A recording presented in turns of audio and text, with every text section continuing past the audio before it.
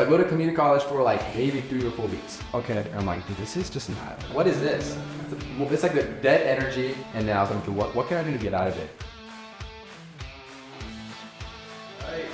What's up, guys? Today we have special guest Kevin Choe. He is 23 years old and has done over 180 creative finance deals. Crazy number. Welcome to the show, bro. Thank you so much. This is my first time in Hawaii, and I've lived in the States for 15 years, and I absolutely love this place. It's so magical. Honestly, I mean, like, me being born and raised over here, I love Hawaii too. Like, people always ask me, "Would you ever want to live anywhere else?" And to be honest with you, for a short period of time, but I think I'd always come home and retire in Hawaii. I think the hardest part about living in Hawaii is working with the mainland, like time out. Like, because East Coast, you're like 6 hours behind. That's the one challenge is that. So when sometimes I spend some time in California, and then when you're in California, let's say like you wake up at like 12, right, in the middle of the day. It's only 9 o'clock over here, right? If I wake up at like 9 o'clock over there in California, it's like 6 a.m. So you feel like you're ahead of the day when you're in the mainland. But in Hawaii, you always feel like you're behind when you kind of catch it up. Oh yeah, 100%. But I mean, I'm here for like a couple more days, and I literally came here for a family vacation at DM, like, hey, this film podcast, or you got a meetup going on too. So. Yeah, meetup right after this tonight. So I mean, you're welcome to come join, come check it out. So yeah, love it. But I mean, dude, like it's crazy. So 23 years old, you're still a baby, and you've done over 180 creative finance deals. How have you done so much in such a short period of time? I think a lot of it has to do with timing of the market, for sure. And the last like 5 years has been like a crazy bull run for most people. Oh yeah. Well, the last 1.5 has been kind of tough actually. Like when the fix and flippers were kind of struggling because the rates went up so quickly in such a short period of time, and that so many houses were underwater. Yeah. Oh my god, this was like literally I could just throw a rock at a house and like the whole water would be open to just anybody coming and take home the payments. Okay. Yeah, that's been my entire business model. School. So let's break it down. I mean, what's it? You buy houses, you bought over 180 houses on creative financing. What does that business model look like? Yeah, so I don't like actually take them down. Like a lot of the deals I just wholesale it to like people like Hayes. I've done a lot of deals with Hayes, but so it's like I would specifically go after homeowners that just have recently bought a house. So like let's just say a year ago, 12, 18 months ago they bought a house, and for whatever life circumstances they have to sell the house and for whatever life circumstances they have to sell the house. Okay, they would just list the house on the market, but when they may have bought it for like $350. And they put like no money down, like a VA product, and then the house is worth like $340 now.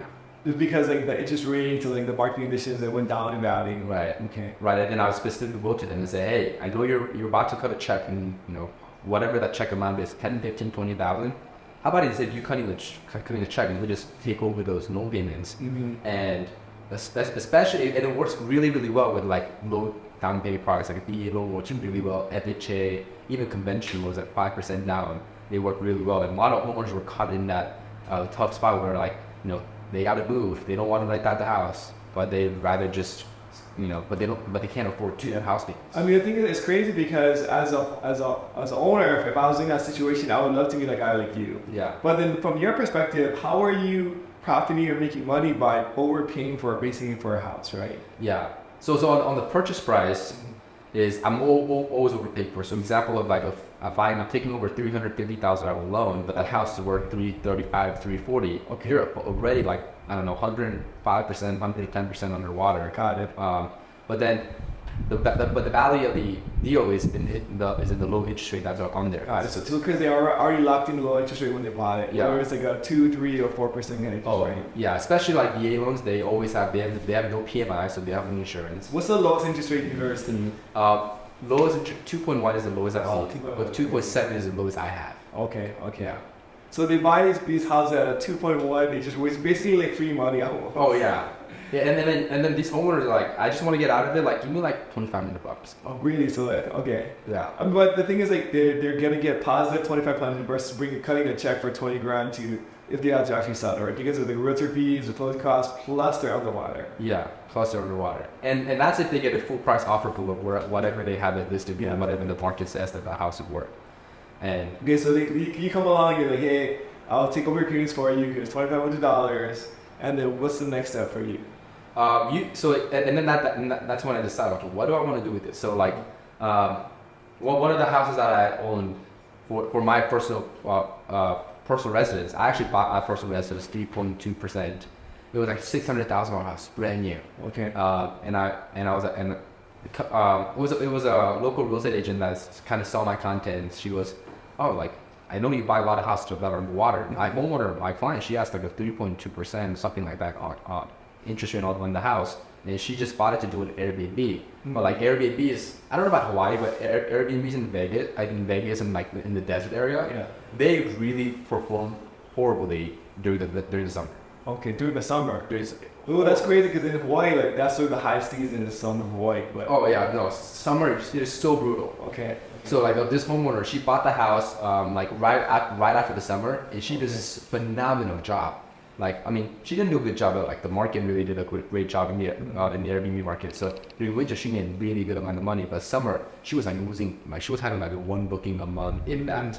So she's like, I'm losing every month. She's losing money every month. And as I'm coming to the end of the summer, she goes, I need to sell my house. I'm running out of money. Yeah. So that's when I said, you know what, like let me just come and take over your payment. But I got free furniture. I gave her like $600,000 house with the pool, Airbnb. Dude, and this is in Vegas? No, this is in Phoenix. Okay, Phoenix. Okay. Yeah. And then I bought it and lived in it. My payment was like $3,100, but if I got it like a 7.5%, my payment would have been like $4,200. Yeah, but the thing is, like, you probably got with like very little down, right? Because a very small down payment. Yeah. And then you also have the furniture. The loans locked in. The other thing too is, usually as investors, we don't qualify well for loans, right? So like trying to get a conventional loan because we have a W-2 and our income is like all in place. We have a lot of write-offs, etc. Right. And like just trying to get a loan, like we maybe wouldn't be able to qualify for a $600,000 loan, right? Oh, probably not. No. Yeah. And then at that time, I didn't even think I had 2 years tax returns. I think I like filed a budget. I mean, you're probably like 18 or 19. Yeah. So now I can qualify for a loan because I got plenty of tax returns, but. It was crazy, and then on top, so it was so number one thing was a market that really helped me because so many homeowners were caught underwater, and then on top of that, it was like because I started doing so many transactions like this, I made so many contents around the exact same topic that we were just talking about, and I say, hey guys, if you guys have any homeowners, guys, if you're a realtor and you have any clients that are underwater, I am your buyer, and then like I kid you not, like I will do like August of 2023. I did like 13 deals out, just straight up from North America. Dude, I mean, like it's kind of crazy because even now at the point in our careers is we're looking for like a creative deal or finding creative for our own personal house. Just because we want to buy like a little more expensive house, but we don't want to like put out like too much cash. We also want to make a lot of things. So we'd be willing to overpay for a house if the right area and location and with the right interest rate came along. But just because you already have the loan locked into place, you don't have to go through the whole loan process. You have like typically it's in better shape condition houses, right? You're not like fixers and everything. And so it's a perfect situation for if you're gonna live in it or you're gonna have somebody else who's gonna live in it. Oh yeah. I mean, like I remember the house that I bought, $3,100 was a payment, and I obviously I could afford that. But then if it was anything over that, like 43, 44, and then plus taxes and insurance, like you're almost paying like $4,700 for a house. Yeah. So it it allows you to afford better houses. Yeah. So I mean that's how you got started. But then I mean that's what you do now. But how did you actually get started? Like what you read a book? Did you like join a coaching program? How did you get? You were 18 or 19 years old when you started. How was like the beginning journey? Yeah. So I somehow ended up in somebody else's email list, and I get invited to this. And so let me actually backtrack a little bit more. So I graduated high school in 2019. Okay. And I did not get into school that I wanted to go to, which was what college you mean? UC-Irvine. Okay. So I mean, UC-Irvine was the one and only school that I applied for, not because I wanted to go, but because I was like, okay, if I'm gonna go to college, my parents are forcing me to at least write an application. This is the only college I'm going to because it's the local. So I did not get in, and I remember when I got the rejection letter, I was drinking boba like at a boba shop, and I got an email full, and I'm like, I rejected, so I'm no community college. So I go to community college for like maybe 3 or 4 weeks. Okay. And I'm like, dude, this is just not. What is this? It's like the dead energy. Nobody's there to even like make friendships. Like everybody's just there just because they feel like they have to be there. Not like everybody was robotic. And then I was like, okay, what can I do to get out of it? So this was like 3 or 4 weeks into community college, and I'm like, okay, if I want to get out of it, I need to figure something out, which was when I was on YouTube, and I'm like, okay, what can I do to get out You Google how do I get rich or how do I make money? Yeah, exactly. The most generic question you can ask on Google. And I ran across an ATM business. Okay. So that was the very first business. Like that was my foot into the entrepreneurial space. So like I got one machine, and for me to find. So you Google like how do I get rich? You on YouTube. You found an ATM machine business, like, and then so you immediately just jumped into it. Yeah, because they were like, oh, you can if you have machine is $2,000, you can make $1,000 a month just by having one ATM machine. Like this is 600% cash return. Yeah, that's crazy. That's a crazy return. It is, and it's actually very doable too if you get the right location. I'm like, this is it, because I actually did not have a lot of money. I think I had like $3,000, so I did have enough money for just one machine. And then I door knocked. I'm not even kidding you. I door knocked probably 40 to 45 gas stations. Okay. Around my area, and I landed this one location, like Valera gas station in Santa Ana, and I put my machine there, and then I'm like this, and then my parents are moving. Like, we're moving out of California, we're going to Vegas. So I sold the machine to the store owner, and then I moved to Vegas, and I'm like, okay, what do I want to do? And then this is when I was just kind of figuring out what I wanted to do, and that's when I ran into like Max Maxwell, and Jared Norton. Those are all these online coaching, like real estate guys. Right? Yeah. So like entrepreneurial space, I got into it because of ATM business, but then because I'm following so many like entrepreneurials, like they got it. I feel like there's like a big crossover between entrepreneurship and real estate investing. There's a lot of guys who are dabbling in both. Yeah. But it's a common world where we're trying to accomplish the same thing. We're trying to build passive income. We're trying to build companies or businesses, but it's the skill set and like the audience is like very similar for both people. Oh yeah, especially for like someone that's like driven, people like you, right? Yeah.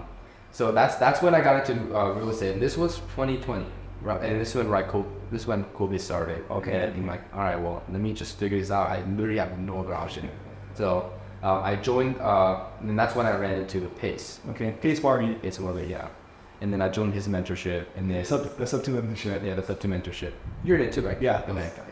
Yeah, and then that's kind of how I got into it. Okay. And that was almost 3.5 years ago. And there's a big community in the sub 2 mentorship, right? Like there's a lot of guys who are active, they try to help out their students, etc. And so it's a really good, I think, like community inside that. Because I've been a part of other like investor communities, and I think sub 2 has a very unique flavor where people are very like giving, and they also want to be there. They also are putting a lot of energy and effort into the community itself. Yeah, it's the community itself. They have a lot of personality. Like everybody's in different stages. Like you have some people like me myself. I joined when I was 1, I think. But also there's some people that are like 80, 85. Yeah, one boy, male, female, like single moms, single dads, like so many variety. And actually, the community was so good that I moved to Phoenix because. Really? So you're living in Vegas with your parents, and you're like, hey, because of this community and the opportunity, I want to move into the Phoenix where the majority of the community is based, and just kind of like give it a few words and just kind of do sling deals over there. Yeah, and I moved there with. So have you done any deals at the point where you moved? Yeah, I had done like 2 deals. Okay. So you had some proof of concept before you made the big deal. Yeah, I was like, I've done 2 deals. I made like $1,800 on one of them. I think I made like another $1,000 on them. What did your first deal look like? First deal, it was so prior to Pace, I had another coach that I temped for a short period of time, and what she told me was, hey, go just buy this text message platform and just send a bunch of messages. And then I did that for about almost 6 months, and I didn't get any deal, but I just spent so much money. Just marketing or chilling out text. Yeah, just pulled this send out text messages. I had a couple of thousand in my contract, but I ended up falling out. And that's when I was about to give up. I was like, I just spent like $4,000, which is literally all the money I have on, and I'm like, I can't do this anymore. So I don't know what prompted me to do this, but that night, I just went on Facebook Marketplace. I went on Facebook Marketplace, looked at the openings houses, and then I reached out to the homeowner, like, hey, is this your house? Are you trying to sell? She said, yeah, I'm trying to sell this. How much? I'm trying to sell this on Facebook Marketplace because I don't want my family to see that I'm selling on Zillow or anything. On Zillow, yeah. Like I don't want to see that when they call up my address. Yeah. And there's just history of me trying to sell this house and pictures. And she's like, I'm just trying to sell this on the download. and it was already at such a steep discount. Like I didn't know anything about company at that time, but I already knew like she had the house listed for like 1.5, and I knew that the house is worth 350. Wow, that big of a discount. It was such a steep discount. And I was like, is this God like telling me like here's like a super deal for you? And I kid you not, I reached out to her that night, and then the next night, or two days later, I go under contract, and I'm like, I'm so, and then we found a buyer like within like 24 hours. Okay. And so in the buyers, so you made what? How much you make on this guy? I think I made like, it was like $1,800 or something. So the buyer just scooped up a big deal then, because there was a big spread on that thing. It was such a big spread, but I didn't know anything. I was like, oh, just give me $5,000. Yeah. And then like, the seller owed a little bit more money, and then I'm like, oh, I just want to get the deal though, so you can just, whatever lien they have, just take it out of my sign fee. Wow. But then I didn't really care. I was like, but so the thing is, if you were more educated, you kind of knew what you're doing, you probably would have made like 25 or 30 grand. oh, easily.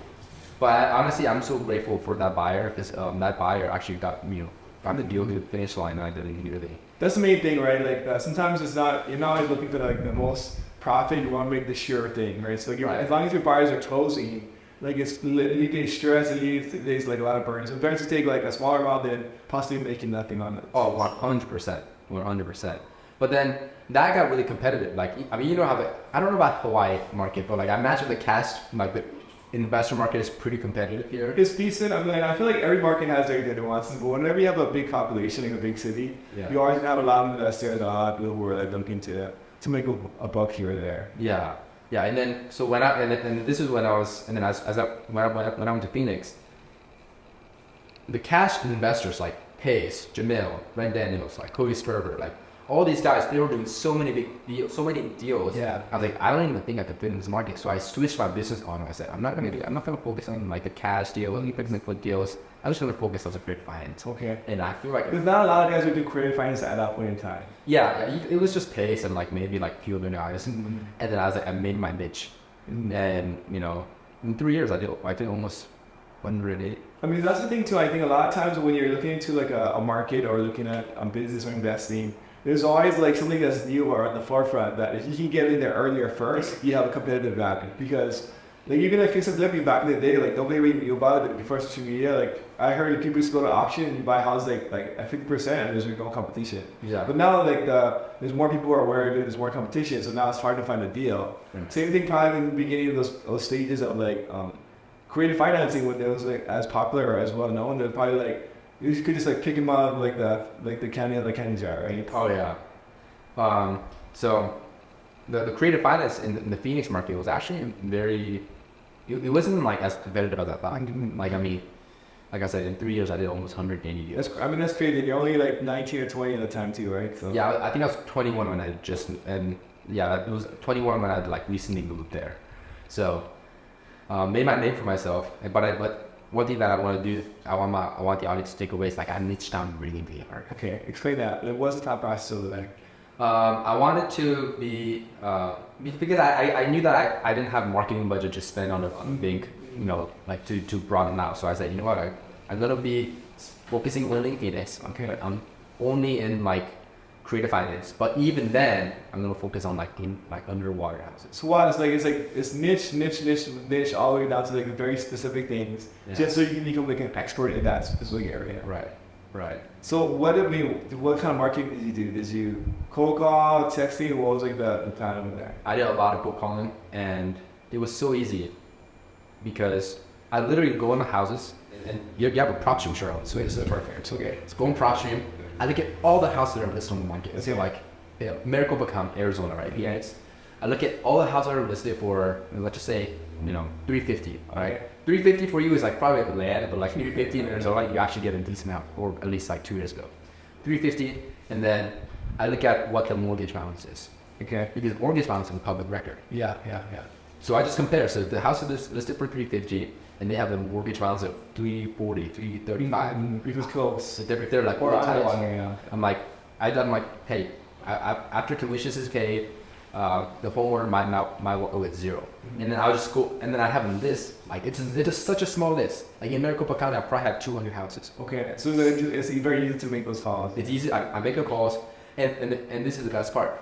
These homeowners, if they don't get a full price offer, they're just shelling out money every single month. So then these are like they're like quarters. So they're bleeding while they're holding on while it's on the market too. Yeah, and this was my script, or this was like once I got a little comfortable, I kind of like loosened up a little bit. I said, you know what? Here's the thing, you're trying to sell your house for $350, and you have a mortgage balance of $340. I'm gonna be here. I'm not putting any money, so you just let me know when you're ready. They're like in the corner. I'm just waiting. I'm following up with them every like 3 days. I mean, it's funny because in this situation you have a lot of leverage, right? Because when you're looking at sales in general, it's always like you're trying to exchange value for value. Yeah. But because your offer is so good, then like they're like, it's just a matter of time for them to come back to me and like they want to take my offer, because you're basically offering them a full price. Obviously, you're gonna take over their low and keep it in their name. Yeah. But the fact that they don't have to bring money to the table is like that's a huge incentive. So eventually, once the pain is big enough, they're like, I'm bleeding, like I can't find an offer. Let's call this Kevin guy. You see? Yeah. I legitimately have had many sellers that I ended up doing a deal with. They're like, I do not Kevin. Here's the thing, I do not want to do this kind of deal. I really don't want to do it, but this is the only option. Yeah. And it's such a small. It's 200 people this in Maricopa County. I kid you not, I probably get 30-40 deals out of that. Wow. Like I don't even need to do. But who are your end buyers in this case? Like, so I think like locking the deal is one thing, but finding the end buyer who's gonna pay or who's gonna take over the stuff too is like another.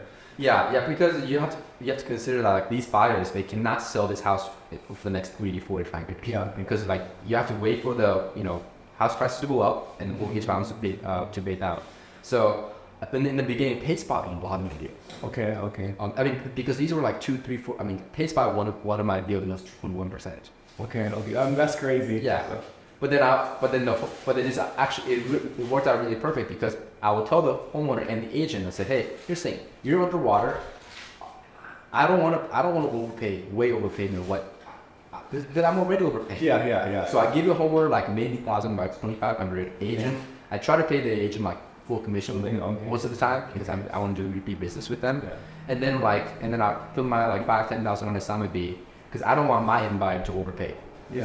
So like pays me usually get into my deals for $20,000-$25,000. Okay. When these are 2-3% interest rates. Yeah. And a lot of people started to like hear that like I was selling a lot of my low interest rate deals, and I just started building my own buyers of this. Now I have like 1,300. So are you guys building rental portfolios mostly, or is it like homeowners or what's like that? Oh yeah.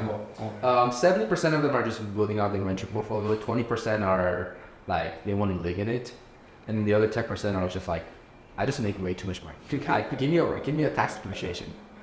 Yeah. Well, I mean, that's another good thing. You get the depreciation. I also get the appreciation at the same time too, right? So as long as it's close to even cash flow, then like it's not such a big deal. Yeah. And the transactions are so quick and easy. So like a typical like deal, 350, 2.1% interest. You're paying like $3,500 a month. What is it like rent for? Do you think? No, 350 at 2.1%. 2,200. Yeah, it's usually like 17, 18, 19. Okay, wow. Okay, that's like PITI. Oh, that's PITI. Yeah, and Arizona has very low taxable insurance. Okay, that's good to know. Yeah, because that makes a big difference too. So. Oh yeah. So like I have a couple houses in Tampa and Florida, Tampa and Phoenix, and like my insurance in Phoenix is significantly lower than Tampa, because there's nothing happens. There's no earthquake. There's no I property tax did I say that in Texas. Oh yeah. So it'd be like my payment would be like $1,700-$1,800 on the like majority of this houses that I do most of the deals, and then you can usually rent it for like $22,000-$23,000. So they're all like slightly positive cash flow too then. Oh yeah. Okay. And that's really good to know, because I mean that makes it a lot more attractive versus like, because in Hawaii it's very hard to find like positive cash flow. Yeah. Is it because the tax and insurance are? It's just a price point, price to rent ratio. So like you buy like $1 million house, you rest for like $3,000. That's it. So I mean, so that's what you're looking for. So, Wow. Well, it matters which house, right? Because, so this one work more if you have like multiple dwellings on it, but then if it's just a $3-2 million house, it'll rent for like $3,000. So. Really? So it'd be more. It'd be way cheaper to rent than to own. Yeah, I mean renting is way cheaper than owning it in Hawaii for sure. Yeah. Okay.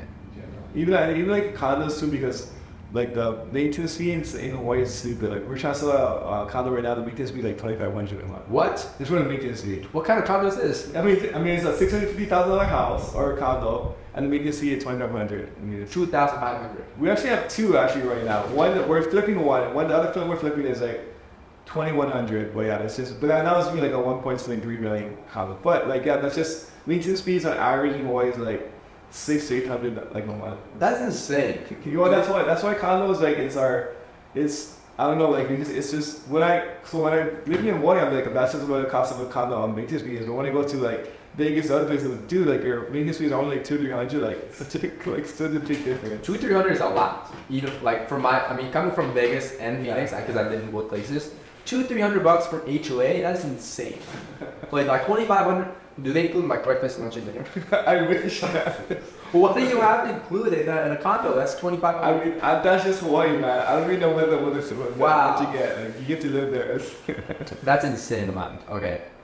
Wow. So you guys have a lot of you guys have a hard time selling those condos? I mean, yes and no. I mean, like the thing is, like that's just a standard. So people will buy them, but it does. If like 2,500 is on high end, like 600-800 is like natural or normal, but like once we pass the $2,000 a month basically marketing, now it's okay. Like it's a little more challenging for homeowners. It's like more than your mortgage price for some markets. I bet. Yeah. I mean, my house. My house was 3,100.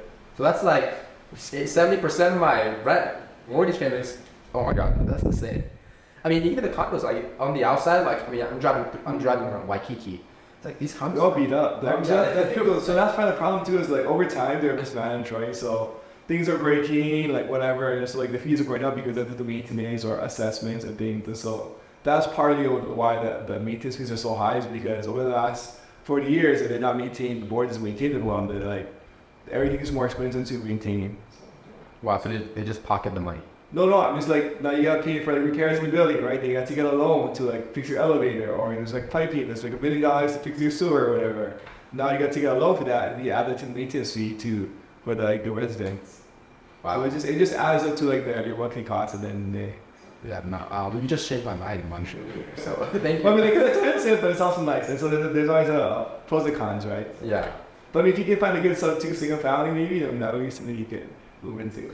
You know what I'm focusing my business on is seller finance. Okay. Because so I just sold every single one of my rentals. Tell me about that. So what's the thought process? So you've done 108 creative deals. You built a portfolio for yourself. How big was your portfolio? It was. I bought and then sold along the way. But like when I exited out of it, so I had 27 units with me and my partner. Are these all in Phoenix? Yeah, like 80% in Phoenix, and then I had a couple houses in Tampa, Florida, because that's where my partner was actually living in. So we had 80% Phoenix, 20% Tampa, Florida, and we bought these houses all, seller finance, of course, subject to stick forward, like low interest rates, and they're all rented out, they're all rented out, on the midterm rental. Nice. Every single one of the midterm rental. What do you guys cash flowing to buy on that? It's a hit or miss because so we have a duplex I had a duplex because I bought out. Look, our duplex in downtown Phoenix, our mortgage payment that week to go was $4,300. Okay. But then we rented both of them, each unit, so 2 units for $4,500 each. Wow. So that's a good spread on that. That's a really good spread. Like that's like almost like $4,000 net after some. Is that midterm or is that long term? That's midterm. Yeah. Long term, it would have been $2,200 each, so it would have been very even. But on midterm, we typically get like double the money. Wow. Okay, that's really good. Yeah, and that's so like that was my partnership. So like I'll bring all the money, and I'll find all the deals, and my partner will manage everything on the back end. So these are the property management and things. Yeah, so everything was and she got 50% of it. I really like that setup because they give a very clear set of expectations and roles, because like your lanes again, money and deals. Yeah. Another person, I'm just gonna manage properties, and like so you can focus on what you're good at. Oh yeah, yeah. I literally told we got to a point of our partnership was so good because we knew exactly what we were looking for. And like I would never ask her about the management, are they tenants paying or whatever. She would never question me. I would never ask her, and she would never question me. She's like, hey, are we getting another deal? Because like I would bring her more project than she can handle. Matter of fact, she's like, can you slow it down? Like, well, I need to like stabilize all that. So one of the best ones are like net 4,000, but then the challenging ones are like ones that we buy are like single family, and like how like we buy for like 600,000. Okay. Or 500,000. We can only rent it for like 2,500. Got it. Yeah. So they're slightly making cash over there. Yeah, like more so break even. Okay. Okay. And then you combine that with slow season in the summer. It is actually like yes, we've had a lot of vacancies in the summer, but we always make it up on the winter season. Yeah, I got you. So my thought process behind it was like, okay, we were doing really well, but I actually wanted to go to bigger units. Okay. I mean, so I think this is like the journey of an entrepreneur, where you start on something, you have some success, and like there's always bigger like opportunities around you. The key is you never want to take an opportunity that's the same size or smaller. Yeah. But when a bigger opportunity presents itself, like now is your chance to like you're leveling up in the game. Yeah, I mean when you do 180 deals over the 3-4 years, you gather resources, you're smarter, knowledge, relationships. You network, you build capital, you build experience. Right. So I'm like, I think it's time now that I've built everything now that I've accumulated all these resources for the last 3-4 years, I can jump into multifamily. Yeah. So the next goal is multifamily for you. Yeah, but then here's the thing is I want to niche down even more because I'm good at recipe. Okay. So I want to be like the guy that's known for like big multifamily, but like straight self-finance. So you would say big multifamily be like 100 or 200 units? I mean, my big is 30 to 50. Okay. Because like my mind is still like 30 units is big. Because the thing is like every number has like a different like pros and cons. And so the thing is when you're at 30 to 50, the big time guys are not interested in this because it's too small. Yeah. So then like you have like a competitive advantage where like you're like, if you're a big fish in that pot, or you can be a big fish in that pot, right? Yeah. Once you step into the 100 units or the 200 or 300, now you're competing against like the more serious indicators. Right. And so like, there's more money to be made, but you also have bigger like competition. So if you can just niche down to the 30 to 50, I feel like you can like sling deals all day over there. Especially so like on my YouTube channel, I had Christian Osgood. Okay. Cody Davis from Leader Pockets. Okay. They're partners. I had Christian Osgood come to my podcast, and we were having one of the best podcasts I've ever recorded, especially on my YouTube channel. He goes, 30 to 50 units is a sweet spot that all you number one, you eliminate all the single family buyers, but then all the big time buyers, they don't care. Like you said, they don't want to touch that. And then like because there's smaller buyer pool, they have hard time selling, so they're typically more open to self-finance. Yeah. So I think that's gonna be the recipe that I'm going after. It's like single family, the multifamily between 30 to 50 units, seller finance, and I don't know what the exit is. But like imagine like if it took me 14 months to build a 27-year portfolio, I could literally just do one deal. Every quarter, like if I buy 30 units, I would have more units than it took me 14 months. So I think that was my vision. It makes sense. I like exactly the way that you're thinking is like, I mean, so you start, so one thing, you're building a skill set, the creative financing side. Yeah. And then now like you're moving into the medium-sized multifamily, which is definitely a niche to sell. Mm-hmm. And then when your skill set, like you also niche down super hard, right? So you're gonna niche down super hard to this niche, to sell finance 30 to 50. Yeah. And then you're gonna crush this like you did the creative financing, then you're slowly gonna build a portfolio there, and it's just a matter of time before you're in the 100 to 200s, I like guarantee. I think so too. I have a couple buddies where like they start the same way as you, where they're in the 30 to 50, they raise money, and do some syndications on that side, and eventually now they've done like 17 or 18, it's been like 3 or 4 years, but like they leveled up into like the 200 to 500 units now. So the thing is, like as you're doing it, you're gonna build a network, you're gonna build a skill set, you're gonna become like great credibility, be able to raise capital more, be able to like be a better operator. There's so many things that are happening as you're in the journey while you're figuring things out and while you're growing as an investor. Right. And then what was it? The social media that we talked about before we started is like a lot of this. I mean, I've raised a lot of money on social media, and you have, and a lot of like deals stem from social media because people know what you do, like people know what I do. So like combine the knowledge and like niching down into a specific, really like a small, target audience, and then like combine that with social media and actually having the equipment and having the know-how. Let's talk about that. I mean, social media has been huge for us personally, but what's been like your journey with social media? Social media has, first off, like this connection that we made from social media. We're friends. It's Instagram, social media, right? So I mean, the thing is, like, I see what you're doing on social media. Like, you're all over the place. Like, you're just liking videos, you're hanging out with peace, and we go to basketball. And it's fun because whenever I see guys like that on social media, it's like I just want to be friends and like have conversations with you. And so Yeah. whatever you're doing great or not, if you don't post on social media, like I don't know, right? So when you post on social media, I'm like, this guy's interesting. Let's see what else he's up to. Can you talk about the recruiting thing that you're already started? Yeah, so I mean, one of the things that like, I think social media has done for us personally is increase my perceived level of leadership. So whenever you're trying to build a team, right? Like let's say like you're a level 5 leader, you're gonna attract level 4s, level 3 like employees because they're not gonna work. A level 7 employee is not gonna work for like a level 5 leader. Yeah. So they, I mean, like it's like a John Maxwell, like a level 1 through 10 is kind of like the scale. And so if you look at like Case, he's like a level 10, so he's gonna attract a lot of talent just because his personality and stuff. Like me and you, we're medium, but like we're probably like 5 or 6s. Yeah. But the thing is, like whenever you're on social media, it artificially elevates your leadership or your status. Yeah. So Perceived value. we perceive value, and so by posting on social media, now like my natural 5 becomes like a 7. Yeah. So I can attract level 6 to the level 5 like talent onto the team partners the same way. So typically when you have like partners, like they want to partner with something that's better than them or equal, right? So like, typically you're not trying to partner with like the smaller guys, right? So when you have a social media presence, now like okay, like this guy seems more successful than he is possibly, which is just the fact of like social media. Then now like you want to partner with him because his perceived value is a lot higher. Right. Yeah. So personally, for me, a couple of things that I got from social media is obviously the deal flow is on the daily basis. I feel like I could do one deal a week without even a problem. I didn't post it on social media. If I posted on social media like 3-4 times a day, I think I could do at least 3-4 deals a week on my social media. I raised all my money from social media, and then I've hired the majority of all my partners I met through in social media, or at least we verified each other in social media. Right? Is this person legit? Right? So I may have met them. So like my partner in my midterm went to business. I met her at a real estate media, and then I verified her on Instagram.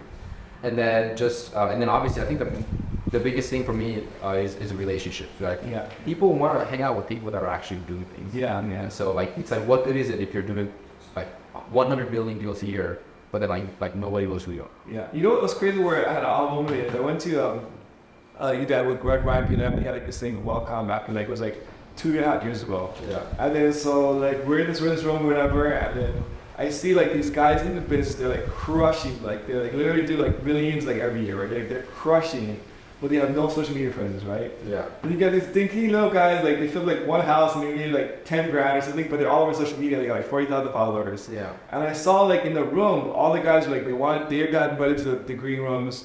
They got resources and like people who want to like work with them or like spend time and energy with that person, even though like as a business, they were like far behind these other guys. I was like, wow, like the social media actually has value here. So like maybe like you should take this like a little more seriously. Oh, 100%. And I learned that from you because you spoke at WebCon. Have you spoken at WebCon? No, I haven't. Well, you've been like hanging out with it around me. Yeah. So like I look at that and I'm like, oh my gosh, like you can literally not, you don't have to be the biggest player for you to have shot at this. Mm-hmm. One of my goals is to see if I can speak at WolfCon. Or is he still doing it? I don't know. Yeah, he's still doing that. Yeah, like that's one of my big goals. Awesome, man. Yeah. I mean, that's a great event. But the thing is, I think he was doing them every quarter, but now he's doing it either once or twice a year. So it's really like, that's pretty good. Yeah. But I mean, you guys put yourself in like a lot of stages. I feel like very quickly in the last like 3 or 4 years, and I think I see your face all over. I don't know if it's just the algorithm feeding you your stuff or whatever. Like I see like what you're doing. Asian man, Asian kid. Asian was the best dude. Yeah. No.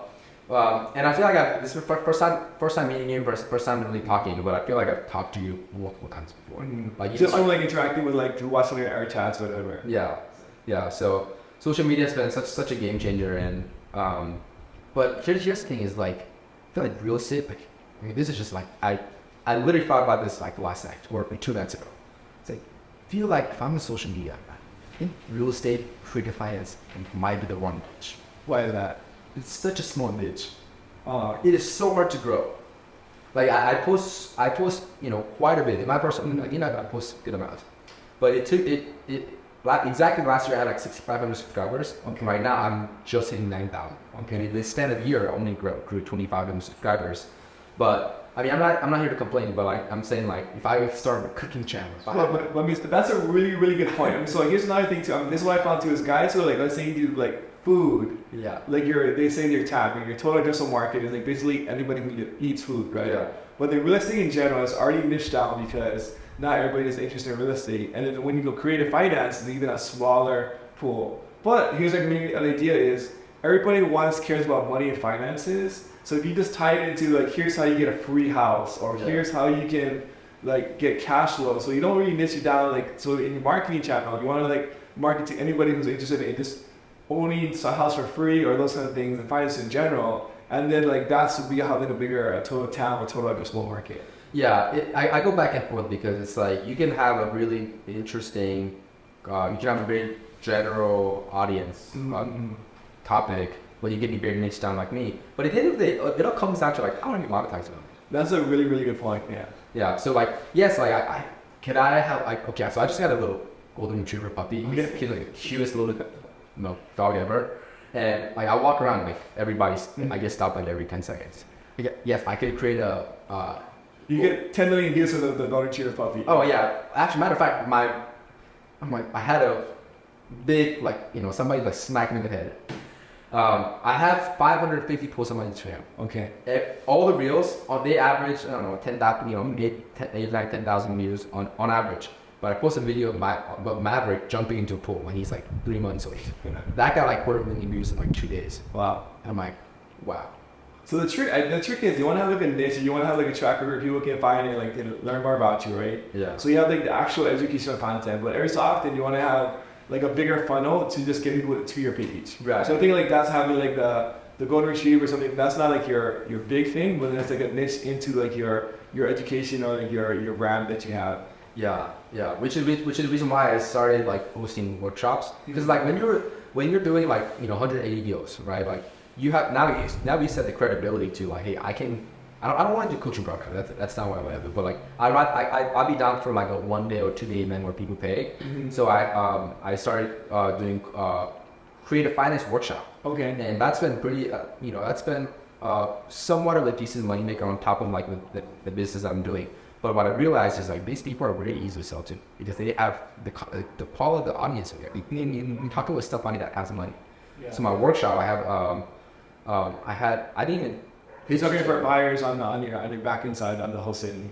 I'm sorry. To like we say they're easy to sell to as buyers for your wholesale deals. No, like the workshop, like it's like this is how you get your first seller financing in 30 days or something like that. And then people that watch my content, they're like, oh my god, I want an in-person experience. Mm-hmm. So like I don't even sell it. I never even talk about it on social media, but I like sold out in 2 days. Wow, man! How big was your workshop? Many people? I had 13 people that signed up, and I had to cap it because it was my first one. I had like the Airbnb that I rented from, and there's like capacity was like 30 people. Okay. So I had 13 people that signed up, and then I flew it. But all my private money lenders came in. Okay. So like all my private money lenders on my projects, and that's a funny thing. This on the side note, every single people that came to my workshop, they ended up being converted to my private money. That's funny. Because they're mingling with my private money lenders. They're out there for 2 day event. They're just talking with each other. Like, who are you? Oh, I'm Kevin's private money lender. Oh yeah, how's that going? Oh yeah, he got paid on time. Like we got fully paid out every single month. Blah blah blah. And then like I'm not kidding you. Out of the 13 people, I think 7 people came up to me at the end. Do you have a project? That's so funny. I mean, like it's like what you're doing is so like genius at so many levels because number one is like you create a brand for yourself online, right? Now you have credibility, 180 deals. You're raising money for it, but by throwing the workshop, number one, you make a little money on the side from like the attendance. Yeah. And then like the people who get there, like I love going to those workshops. I love paying for them because it's always like good information, it's inspirational, it's motivational, and then you meet other investors there too. Yeah. And then like, you're building credibility because you're pre-inviting like your lenders, so they're gonna have like good things to say about you. So your brand is kind of growing like organically in there, and you're raising private money. There's like you're doing so many things all in this one workshop. Oh yeah. Yeah, and then the funny thing is, I just closed on a deal. Today's Tuesday, right? So last Wednesday, we just closed on a deal, and one of my buyers came from my finance workshop. And that's the thing too, is like business is so much about like these relationships and networking. Like the bigger your network and relationships, the more opportunity that you have.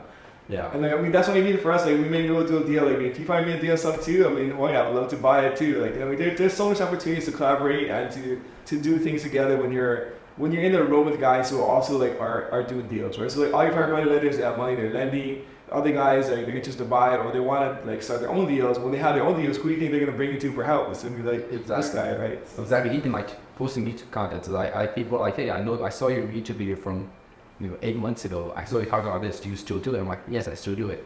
But this is something that I learned from Pace, and I spent a lot of time with Pace. So like one of my go-to questions lately has been, Pace, break down the layers for me. So like you said like, oh, it's it's not just a workshop. It's like I ended up bringing my private money lenders, and then they ended up doing the work for me on the conversions, right? So I did a day with Pace. I spent a day with Pace, I think last Tuesday, like exactly a week ago, and there's like 11 other people in the meeting. And I'm just asking questions. Pace, what was the reasoning behind you doing X, why did you do this? Mm-hmm. And then on the surface level, it's like, oh, I do this because of, I want to get X, Y, and Z. But then there's so many layers.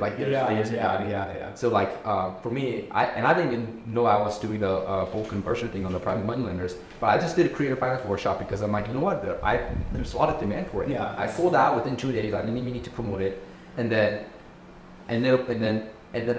by just doing it, I ended up getting private money lenders, and by doing that, I ended up getting more deal flow. And by doing that, I might have this opened up this relationship, and then there's like layer like 1, 2, 3, and 4, and like when you can actually see like as a I mean, like if you just put like in a checklist all the things that it benefits to you, it was like 20 things. I mean, even like social media, we put on a workshop too. Actually, like similar, like it was like a system and process workshop. Yeah. Actually, one of our main partners who we're partnered with right now, like 30 deals. He came from the system and worship partnership. Worship with, like, he saw what we did, we got credibility, we met him, and then it opens up opportunities for like deals, for like private money lenders, and then the thing is, whenever you gotta prepare for like one of these workshops is, you have to know your material really well, right? You can't just like wing it. So like, okay, you're prepping for it, you're nuancing all the different things, and you gotta pare down to like a digestible matter. Right. So whenever you do something like that, like you just become way more better at it. You're like, why did I do this? Oh, because of this. And so like, as you're teaching, you're becoming a better like investor just by the fact that you have to teach it to these other people. And then they're gonna ask you questions, and you're like,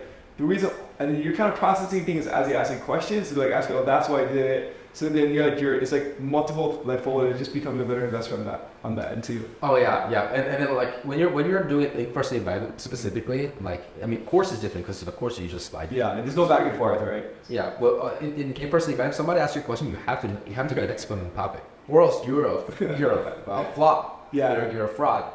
So. But then like when you have that confidence and you know what you're offering is really good, then like you're like, okay, well, bring me any questions. The thing too is like as soon as like when people come to like a workshop or an event and then you're answering questions, like they'll ask me a question that I've never heard before, and then when I answer it, I realize an insight that I didn't realize I knew. You're kind of putting together the pieces as you're answering the question. You're like, oh, that's why I did that. And so like even though you have that conversation, it's sparking like another level of creativity by just answering someone else's question. They say the best way to learn is actually teaching somebody how to learn. And I heard this 4 years ago, and I did not understand it. Mm-hmm. But as I get more opportunities speaking in front of people, like I was just in Chicago 3 days ago talking about like my journey, and then I'm like, I got teaching people like I actually learned a lot of things. Yeah. One of the things that I taught was, okay guys, I've done the sub 2 deal. And this is how you go find sub 2 deal. Go find all these underwater homes. If somebody was like, yeah, how do you find seller finance deals? I'm like, oh, this is how I do it. So I literally, I'm gonna break it down in like 60 seconds. But the best, in my opinion, the best way to find seller finance deals is go after homeowners that already sold them on seller finance and ask them if they have anything else. Oh, interesting. So I don't know why, but in Arizona, all the seller finance transactions that were sold, it is a public record. So like there's a paperwork called affidavit of property value that as every closing document in Arizona you have to sign, and there are 5 boxes: FHA, NDA, conventional, assumptions, and seller financing. And there's another box number 7, others, right? Mm-hmm. So every seller finance deals that I bought or wholesales, my escrow option to check seller finance, and that gets recorded on the public record. So in Arizona, I can go to my recorder's office and pull up every single seller finance transaction through, as long as it's been recorded, and I have that list just handy with me, and I'm like, okay, how can I make this a nationwide seller finance list? So I have a nationwide seller finance list of all the transactions. I don't. Like mainland. Yeah, sorry. I mean, I don't think we have that in Hawaii, but I'm not like express maybe we do. So. Yeah, but mind you, Arizona is a 48 states. So everything is very well documented. But like, if you go to like states like Massachusetts, it's like probably not. But in Arizona, I have literally like every single seller finance transaction that happened. And my job, and I have my team. I skip trace seller or the seller finance, the bank, right? The guy who like puts all the ring. Yeah. And I said, hey, do you have anything else? And I kid you not, one of the first phone calls I made in front of like 140 people on the Zoom. Like, yeah, I haven't wanted stats though. Yeah, come on, it's on. So you guys are doing a live call right in front of people. Yeah, I love that. And then this is where I ditched down even further, because I said, you know what, I'm gonna do this is over single family. If I want to do 30 to 50 with seller finance, I had to go after every single apartment that was so smart. It's so smart. And then it's gonna be a small list, like a 200 people list that I on the different list. But I'm like, if I had that list and I just give it away, let's give it away. Guess who's gonna get all the deals? The people the person that gave it away. Yeah. So that just covers like the multiple layer kind of stuff, but like niching down even further. I feel like the universe just kind of has this thing where you just try to do as most good, as much value to the world, and like the value comes back tenfold. And it's not like a mystical thing. It's like there's actual science behind it. So when you look at all these different layers of the city, it's because you're trying to provide a product to the world, right? Like the workshop. But the universe is like, okay, like there's all these like 10 things that's gonna happen. Like you add the value, you're gonna get tenfold back. And it's not ways that you realize, but it's like they're all kind of connected with each other. Right. And sometimes it doesn't even come to fruition for months or years. Yeah, or not at all, right? But and the thing is like it's the muscle you're building is more important than the actual like result itself. Yeah. Because like the muscle of like presenting, the muscle of like putting on a workshop, the muscle of giving value, that thing is like internally you're building yourself up to be better. Right. So that like even if like you this one workshop you get like absolutely zero, but now you're a better workshop like creator, right? Now right. So the next one, the third one, or the thing that you're doing, like even if you don't get anything from this particular transaction, you're just becoming a better like version of Kevin. And so like now like as you iterate to that, then you're just becoming like a better investor, business owner, or like entrepreneur. Oh yeah. And at this point, I feel like because now that I've sold everything, like so right now, like as of today, I'm homeless and I'm just kind of couch surfing, like literally like couch surfing from my friend's house to another until I moved to New York City, right? Okay. Also, you wait to New York? Yeah. So I'm moving in October 8th, or 7 or 8. But until then, like I'm couch surfing from my friend's house from one to another. But I'm like, I have never been more confident of me doing this. Like I know that I could build something from scratch. If I had to. I mean, that's the crazy thing too. Is like, if you look at my life, it was like 5 years ago when I was working W2. Like I would be like very scared to leave my job. Yeah. But then now I'm like, dude, like if we lost everything like tomorrow from some catastrophe, some COVID or whatever, like I have like 100% confidence we could build it all back up in like 2 or 3 years. Like it's just the skill set that you built or like the time the person you become is so much more important than the actual like wealth that you amass in that period. What would be the first thing you do? So I mean, you obviously can look in the market or see like what the opportunities, but I think that one of the easiest things like for like a newer investor is wholesaling, because like it doesn't take any like money. Like you can like cold call, you can like text different things, and so like you have like this like a very small marketing budget, and you can make cash quick, right? So like 10 grand, 50 grand, 20 grand like here. And as you build that up, now you can afford to hire like team members or afford to like pay for more marketing, etc. And then you can kind of go higher. But in the beginning, it's just you just try to find good deals. And if you find good deals, the money and like that, everything is kind of like that. How far do you think 20 grand will go in Hawaii? Couple of days. In what? Like I mean, like so. If you rent, your rent's like $3 grand a month, right? So I mean, but your freaking condos, whatever, like maintenance fee is freaking stupid. Yeah, well, I mean, imagine where you live, right? So I mean, imagine how nice you're gonna live. I mean, if you just want to rent somewhere, then like you don't pay any maintenance fees, right? So the owner is paying the maintenance fees, so he's cash flowing good.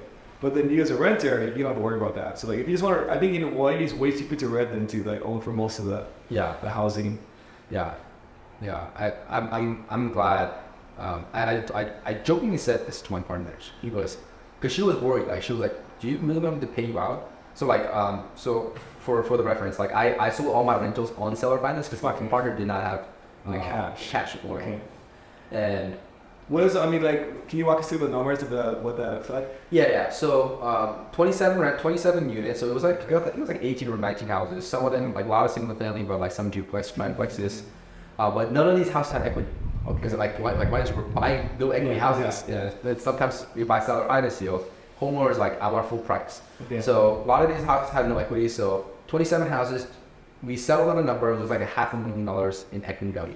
Okay. Because so we put money down and appreciations and so it was like $500,000 in equity that we had, and we just split that in half. So the exact number was $254,000. Okay. And then I said, give me like $50,000 down payment. So I got $50,000 down payment. So I folded a note for $204,000. Okay. And I told my partner, because I'm like she's like my best friend. Even though I got bought out, she's like my best friend. I said, here, just like, I'll give me like $5,000 a month for the next 2 years. Okay. And then pay me out my balloon payment of, I think it's like $80,000. Okay. Not 24 months. Is it 0% interest? Yeah, 0% interest rate. Because I don't want to charge interest. Yeah, no, I mean, like, it's just curious to how that works and stuff. Yeah. And also 0% interest rate will make the numbers a lot simpler. So $5,000 a month for the next 24 months with a balloon payment at the end. And then I said, you know what? And this is the beauty about seller finance is you can amend and you can change the numbers however you want. And I said, well, I know you're stabilizing everything. We're still going through the summers in Arizona. Just start your payment like December 1st. Okay. Because I didn't know. Put pressure, give her some chance build reserves. Yeah, build reserves and all that stuff. And like, and also like I'm getting out of it. So there's, she has to like somewhat modify this team structure. So she's like, all right. And then we literally settled on the number in like less than 24 hours. No, it's that simple. I mean, that's the beauty of the, like, so you're buying things about seller financing and it's also selling things about seller financing. Yeah. Right? It's just such a good vehicle to do business. Right. I mean, I'm like, what can you buy with seller finance? What can you not buy with seller finance? Yeah, I mean, you can buy everything. Yeah. And it's just such an easy concept to understand. And I think I really do well with seller finance, especially like going into the bigger units, because I highly doubt that I'll run into any sellers in the 30 to 50 unit range that do not understand seller finance. Yeah. It's like my mom understands seller finance. And she's not even in real estate. Right? It's like, here's what's a good example? Like this water. $10 to a bottle of water or something. You give me like $1 a day or something. Yeah, for like the next 10 days, right? Yeah. Simple as that. And the thing too is like, what I've noticed too is on the multifamily or the commercial side is they're just a lot more sophisticated like owners. So like they're way more open to creative financing. So even looking at the large like the office retailer or doing some of those things, like there's a lot of creative things that you can solve with just by like using your brain. Yeah. That goes like, hey, like we're going to like we'll pay a higher price, but we want you to lease out the buildings for the next 5 years or something. So then now like on the bank loan, then you can take out bigger like whatever. There's a lot of things that you can do to be very creative with, and then like just use your brain to solve the problem as opposed to like using money or like something else. Yeah.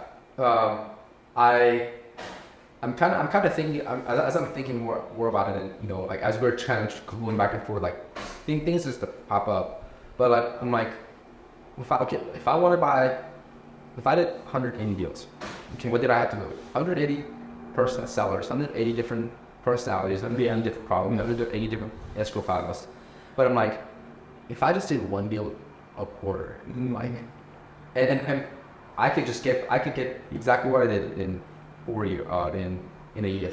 And I'm pretty sure these homeowners I have a 30 to 50 units, they probably have more than one.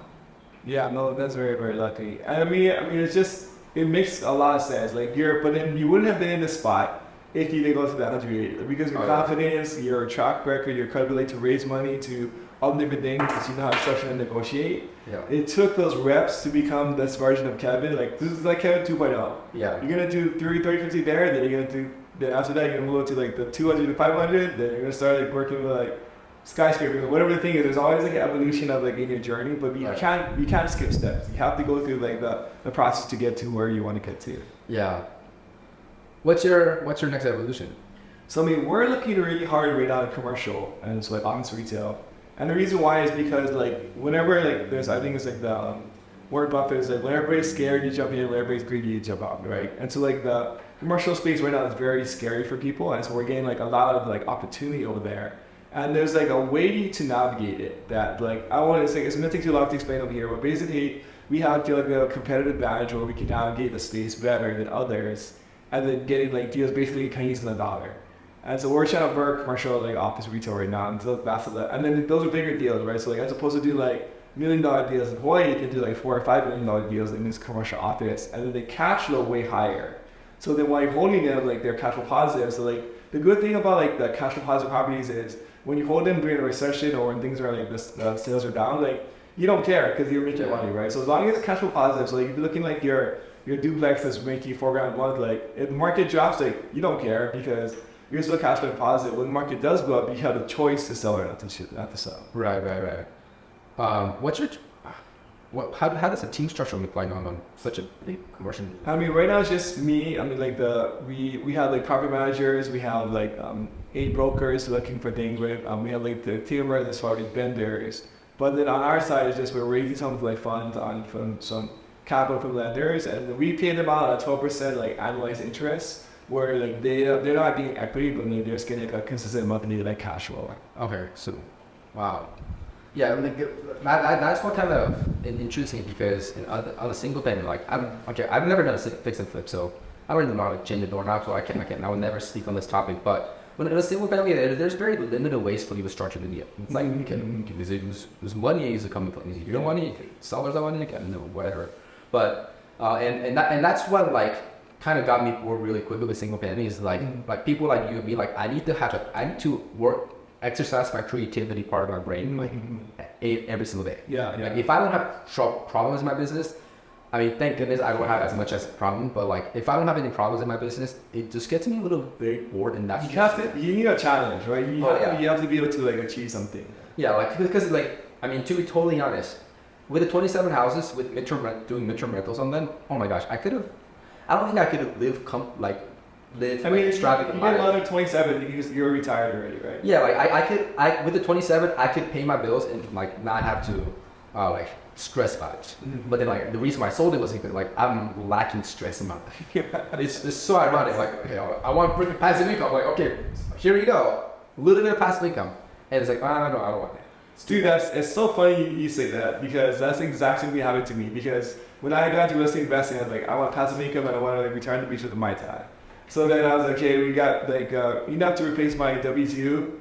And I was like, is this the plan? But like, after a week, I was like, dude, I'm bored. Like, I have to build. And so like, there's people like us, like, even after we reach our passive income goals, we're going to continue to build, we're continue to just grow because that's the fun of it, right? It's like, you have to continue to get better to kind of progress. My perspective of passive income changed significantly, like, as soon as I sold it. Mm-hmm. I said, do I really want passive income? Because does this passive income, like, does that excite me? I'm like, I'd rather have really high active income because I know that I will work no matter what. Yeah. I could be financially free at whatever age and I will still work. Yeah. I don't think I'll ever work after I hit a number. That number is not. I mean, I told my friend the other day, like, dude, if I had $1 billion right now, I would still like be grinding because I want to do something else. Like, yeah. I was just.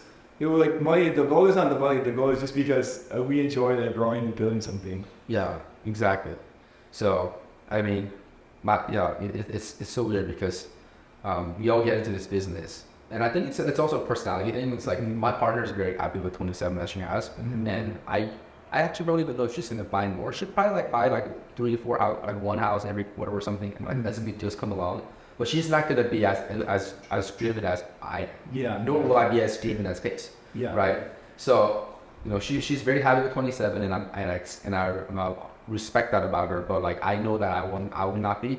So it's like, you know, your ambition takes you different places, and I saw that kind of coming to my partner. Yeah. Man. My partner, does she want to build a bigger portfolio than what she already has, and you know, she probably is comfortable right now. That's another thing too about partnerships is like when you first start, you're typically like on the same number because like you're gonna both like be on your side. But as you grow, like you're gonna grow at different rates and you can have different dreams and goals. And so if one guy's like, I'm good where we are, the other guy's like, I want to keep growing. Like that's hard to maintain like a long-term partnership with that. Like you have to find guys who are kind of growing like the same like pace into your way back. Oh yeah. Well, you either outgrow them or you slow that person down, and it's like, all right, it's like if I'm going 10 miles an hour, and you're going 11 miles an hour. And in the first 6 months, you probably won't see that big of a difference. And then like you extend it a longer horizon. It's like, I'm like this person like 10 miles ahead of me, and I'm 10 miles ahead. Yeah. So I think it was a perfect time for me to exit. I think exit that partnership, and then like I said, I love her to death. I'm so happy for her. She just got married, and she's also she's probably gonna have kids in the next couple of years. So for her, like having that stabilized, I think another really big thing. Yeah. Well, it was big for her, but it wasn't for me. You know, like I could tell what I said. That makes sense. Yeah. So I mean, somebody who's just starting out, let's say like you're 19, 20, they see what you've done in such a short period of time. What piece of advice would you give to somebody like that? I think the first thing they have to understand is like, what's their risk tolerance? Because my risk tolerance is incredibly high than most people. Like I wish I could show you, but like when I first moved from Vegas to Phoenix, because the Satu community was really big there, I legitimately moved out with like $2,500. I paid the prorated rent and security deposit. I was left with like $1,200, and that's how I started. And in my years, I'd go there. You know, I did 180 deals, and then I 27 unit portfolio that I exited out of. So like, I knew that was coming. I didn't know how it was going to turn out, but I knew I was going to make it, and I was willing to take that. I was willing to gamble that. Yeah. But then for someone that's like in their 40s, 50s, 60s, 70s, like that's not a gamble that you want to do. Like when you have all these with kids, responsibilities, things, right? So like those are the things you have to understand. Like there's some people in the 90s and 20s that are taking care of their parents already, right? So that's a different, you play with different type of cards. So number one, understand your risk tolerance. For me, I knew that I had zero liability, so like I would have relaxed. If I lost everything and it didn't work out, I was sleep in my car. I was totally okay with that. And so that's number one. And number two is like niche down even more than you think, right? Like, I want to get into real estate. I want to become an agent. That's just saying, okay, well, I would say niche down an agent in what specific market, what type of clientele. Are you buyer's agent or seller's agent? Like niche down even further to a point where it's like, is this even gonna make me money? Do I even have a bigger clientele? Like, am I even gonna have a clientele that I can service? And then kind of dig that same well for at least promos.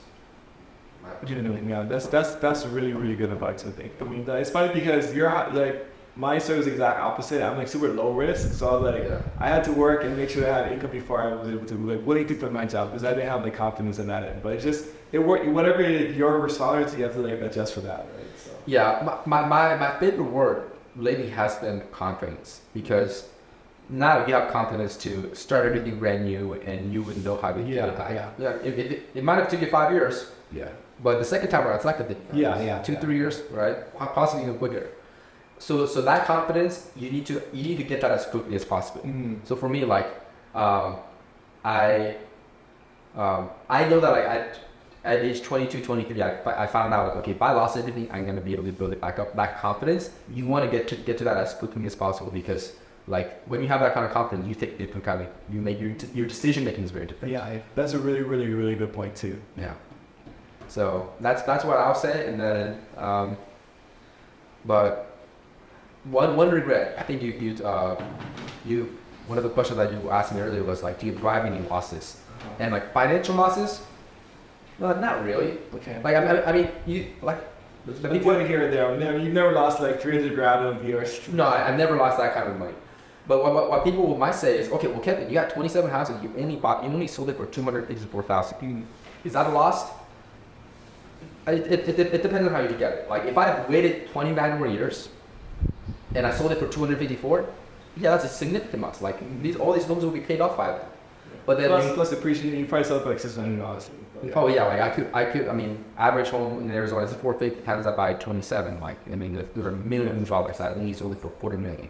Is that a loss? Yes. But then I sold it in the first 14 months, so I don't think it's a loss. But it's like letting one aspect of my life go, one sector of my business go for me to go into bigger building. I think that's some people. I think of it as a win, but like financially perspective, like if I went in a little bit more, yeah, that would be in the money. Therefore, it is a loss for some people. But the thing is, like, it's not. I mean, in my opinion, like, you made 100% the right move, because like it's all about focus. Because now with your skill set, you take that focus that you had over here. Yeah. In the month down there, you'll make that up to like 6 months. Oh, So like it's not even worth worrying about like extra 5, 10, 15, 30 grand over here because you make that up so much faster over here. You just worry your new lane and the opportunities like it's just a bigger like open like it's just a bigger like ocean over here. Oh, 100%, 100%. So, no losses. I'm very happy with where I am. I mean, yesterday, I'm here with my family. Like like now that I sold it, my family actually flew in from Korea. And when I flew into Phoenix and we just met here in Hawaii, I spent the last 2 days with my family. I didn't even work. I took my family up to a really nice dinner yesterday. Come to pool. It's just like this is like they're like, I mean, it was right by the beach. Sunset was amazing. The service was amazing, and I'm like, oh my god, like life can be better. That's awesome. Yeah. Well, if people want to reach out to you, where can they find you? Best way to reach out to me is probably like DM me on Instagram. It's Kevin Choe, Kevin Choe, Kevin Choe. Instagram, YouTube, Facebook. I'm very like I answered every single one of my DMs. Do you guys already DM or DM? Sometimes, not always. Yeah. Usually. Okay, yeah. I answer every single one of my DMs. I don't have any bots. I just truly enjoy like communicating with people that follow me. But yeah, you can find all the information about like my business, anything on my Instagram. Awesome. Well, thanks for coming to the show, bro. Appreciate you. Thank you.